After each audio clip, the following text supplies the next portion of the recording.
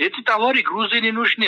Грузия до сих пор более-менее честно пропускала все грузы армянские, как в Россию, так и в Армению из России. Поэтому очень странная ситуация, которая совпадает с ухудшением, условно сказал бы, но все-таки каким-то осложнением ситуации между Россией и Арменией. И улучшение ситуации Армении с Европейским Союзом, плюс какой попытки Армении наладить отношения с Турцией и какие-то подвижки в контексте регионального какого-то движения, который не получает Россию. То есть ангизурская дорогу, как можно открыть, и другие какие-то коммуникации. На этом фоне вот это событие, действие Грузии очень в глаза бросается лично мне. И считаю, что это какой-то час общей игры, где Россия недовольна Арменией. Это у меня такое впечатление. И Грузия подыгрывает России. Не без согласований, конечно. И однозначно создается впечатление, что не только Россия. То есть если все проблемы были бы с Россией, сразу глаза